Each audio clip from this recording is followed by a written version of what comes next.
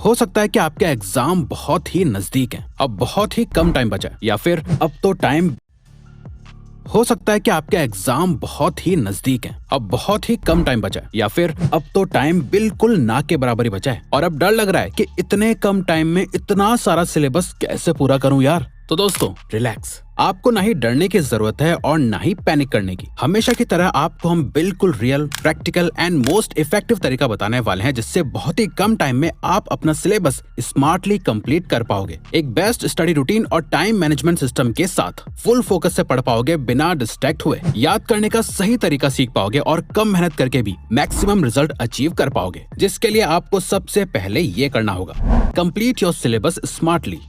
अब आपको ये तो बहुत अच्छे से पता ही होगा कि इतने कम टाइम में आप सब कुछ तो पढ़ नहीं सकते और ऐसे समय में आपको सब कुछ पढ़ने की कोशिश भी नहीं करनी चाहिए, क्योंकि ज्यादातर स्टूडेंट्स अपने एग्जाम से कुछ दिन पहले पैनिक मोड में आके यही गलती करते हैं। वो एकदम स्टार्टिंग से एंड तक सब कुछ याद करने की कोशिश करते हैं और एग्जाम के दिन सब कुछ भूल जाते हैं। इसीलिए ऐसे टाइम पे आपको स्मार्टली स्टडी करने की जरूरत है, यानी आपको अपना फोकस सिर्फ उन टॉपिक्स और चैप्टर पर लगाना है जो एग्जाम के लिए सबसे ज्यादा इम्पोर्टेंट है। और ये जानने के लिए कि आपको क्या क्या पढ़ना है, आप अपने किसी क्लासमेट से पूछ सकते हो और पिछले 5 साल के प्रीवियस ईयर के क्वेश्चन पेपर्स को एनालाइज कर सकते हो, या इंटरनेट की मदद से पता करो कि ऐसे कौन कौन से चैप्टर्स हैं जो सबसे ज्यादा इम्पोर्टेंट है और जिनमें से ज्यादा क्वेश्चंस बार बार हर साल आते हैं। और अब इन चैप्टर्स को भी 3 एरियाज में डिवाइड करो, important chapters, very important chapters and very very important chapters. आपको बुक के 50% चैप्टर्स पे फोकस करना है। अब क्योंकि आपके पास टाइम कम बचा है, इसीलिए आपको अभी अपना सारा फोकस सिर्फ वेरी इंपॉर्टेंट चैप्टर्स और very important chapters and topics को पढ़ने में लगाना है। और अगर आपके पास इनफ टाइम बचा है तब आप इंपॉर्टेंट चैप्टर्स को भी पढ़ सकते हैं, लेकिन इन चैप्टर्स में भी 80-20 परेटो प्रिंसिपल को अप्लाई करो और उन टॉपिक्स पे ज्यादा फोकस करो जिनसे आपको मैक्सिमम रिजल्ट मिलेंगे। और जब आपको क्लियर हो जाए कि आपको क्या क्या पढ़ना है और कितना टाइम किसे देना है, उस हिसाब से आपको अपने टाइम को भी डिवाइड करना होगा, जिसे आप इस कॉन्सेप्ट का यूज करके कर सकते हो। इसे कहते हैं द फ्रिल्स टेक्निक।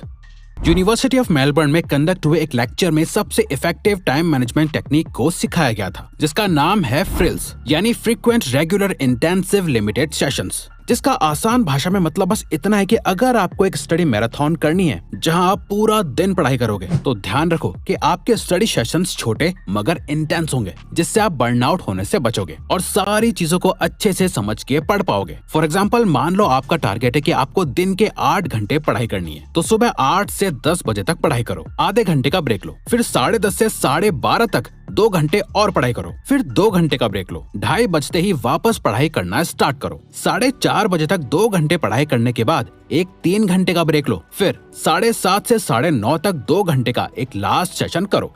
पर रिवाइज इससे आखिर होगा क्या? फ्रिल्स टेक्निक का यूज करके आपने 8 घंटे पढ़ाई तो करी, और साथ ही आपको 5 घंटे से भी ज्यादा का ब्रेक टाइम भी मिल गया, ताकि आपके ब्रेन को भी बीच बीच में रेस्ट मिलता रहे, ताकि उससे पढ़ा हुआ याद रहे। वहीं अगर आप 10 घंटे पढ़ना चाहते हो तो आपका शेड्यूल कुछ इस तरह दिखेगा। इस तरीके से पढ़ने से आपके ब्रेन को ज्यादा प्रेशर फील नहीं होता और आप सब कुछ अच्छे से याद रख पाते हो। अब आप समझ गए होंगे कि सुबह 6 बजे उठकर रात के 12 बजे तक बिना कोई ब्रेक लिए नॉन स्टॉप पढ़ाई करने से आपका फायदा नहीं बल्कि उल्टा नुकसान ही होगा। आपको गधों की तरह पढ़ने की जरूरत है ही नहीं, बल्कि पढ़ने के समय लर्निंग और याद करने का भी एक सही और मोस्ट इफेक्टिव तरीका होता है, जो कि है मल्टी सेंसरी लर्निंग। जब एग्जाम सर पर हो तो सिर्फ टेक्स्ट बुक से पढ़ने से काम नहीं चलेगा, आपको अपनी लर्निंग प्रोसेस को फास्ट करना होगा और इंटरनेट आपका यहाँ सबसे ताकतवर हथियार बनेगा। आप जिस भी चैप्टर को पढ़ रहे हो, जिस टॉपिक को समझने की कोशिश कर रहे हो, उससे रिलेटेड आपको यूट्यूब पे हजारों वीडियोस मिल जाएंगी, जहाँ उन चैप्टर्स को बहुत कम टाइम में समराइज करा होगा। ऐसी वीडियोस को ढूंढो और उन्हें 1.5x की स्पीड से देखना शुरू करो। इससे आपका टेक्स्ट बुक से रीड करके खुद से सब कुछ समझने का टाइम बच जाएगा, क्योंकि वीडियो से आप डायरेक्टली और ज्यादा अच्छे से सीख पाते हो। पर ध्यान रहे, आपको सिर्फ वीडियोस को देखते नहीं रहना है, आपको पेन और पेपर लेकर साथ में नोट्स भी बनाने हैं। अगर आप सिर्फ वीडियो देख रहे हो तो आप एक तरह की पैसिव स्टडिंग कर रहे हो, जिसे आप बस एक कान से सुन रहे हो और दूसरे से निकाल रहे हो, जिसे देखने के बाद आपको कुछ भी याद नहीं रहेगा। वीडियो देख के सीखने से आप मल्टी सेंसरी लर्निंग मोड में आ जाते हो, जहां आप कुछ भी सीखने के लिए अपने एक सेंस से ज्यादा सेंसेस का यूज करते हो, जहां आप देख रहे हो, सुन रहे हो और लिख रहे हो, जिससे इन्फॉर्मेशन आपके माइंड में ज्यादा देर के लिए रह पाती है, जो आपको एग्जाम्स तक याद रहती है। Max out Parkinson's law.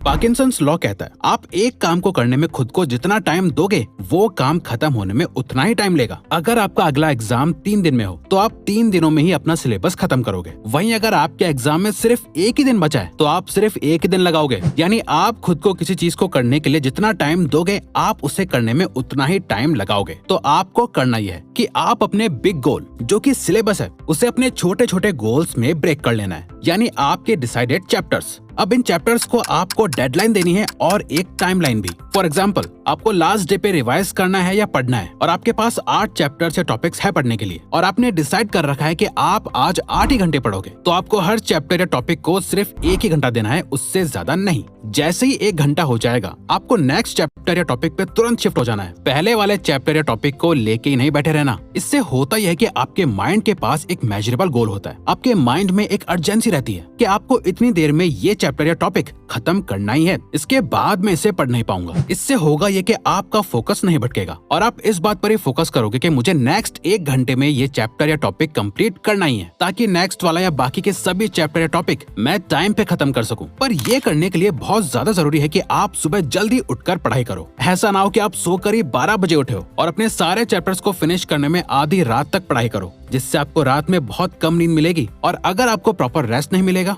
तो आप ठीक से परफॉर्म नहीं कर पाओगे। इसीलिए सुबह जल्दी उठो और हर एक चैप्टर को एक फिक्स टाइम में पढ़कर फिनिश करते जाओ। Optimize your environment for exam.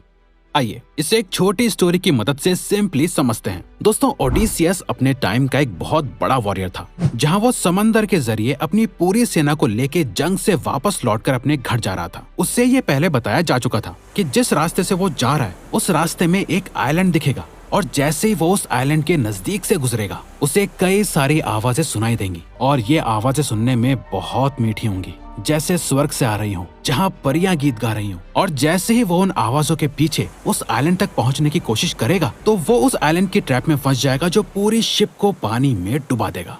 अपने जहाज और सेना को इस ट्रैप से बचाने के लिए ओडिसियस ने अपनी सेना के सभी लोगों से कहा कि अपने कान बंद कर लो, ताकि वो उस आवाज को सुनकर उस आइलैंड तक पहुंचने की कोशिश ना करें। पर साथ ही ओडिसियस खुद उन आवाजों को सुनने के लिए बहुत उत्सुक था। वो सुनना चाहता था कि वहाँ से कैसी आवाजें आती हैं जो लोगों को अपने जाल में फंसा लेती हैं। इसके लिए उसने अपने सभी सेलर से कहा कि मुझे शिप के ऊपर ले जाकर मेरे हाथ पैर को रस्सियों से बांध दो और मैं चाहे कितना भी रोऊं या गिड़गिड़ाऊं, जब तक हम उस आइलैंड के पार ना गुजर जाएं, मुझे बिल्कुल भी खोलना मत। अपने चीफ की बात सुनते हुए सेलर्स ने ओडिसियस को बांध दिया और जैसे ही वो आइलैंड नजदीक आया उसे स्वर्ग की सारी मधुर आवाजें सुनाई देने लगी। वो रोने लगा, गिड़गिड़ाने लगा, रस्सियों को खोलने की भीख मांगने लगा। पर किसी भी सेलर ने अपने चीफ को दिया हुआ वादा नहीं तोड़ा और उनका जहाज सेफली उस आइलैंड से बहुत दूर निकल गया। तो इसी तरह एग्जाम के दिनों में जो चीज आपको पढ़ने से रोकती है वो है डिस्ट्रैक्शंस, जिन्हें आप इस टाइम पर बिल्कुल अफोर्ड नहीं कर सकते। इसीलिए अपने आप को ओडिसियस की तरह अपनी किताबों से बांध लो और एक डिस्ट्रैक्शन फ्री एनवायरनमेंट क्रिएट करो, ताकि आपके फोन की नोटिफिकेशन की आवाज, दोस्तों और फैमिली की बातें या कोई भी आवाज आपको अपने गोल से भटका ना पाए। पढ़ाई का सही एनवायरनमेंट क्रिएट करने के लिए सबसे पहले तो एक ऐसी जगह चूज करो जहाँ शांति हो, कोई शोर ना सुनाई दे और कोई डिस्टर्ब ना करे।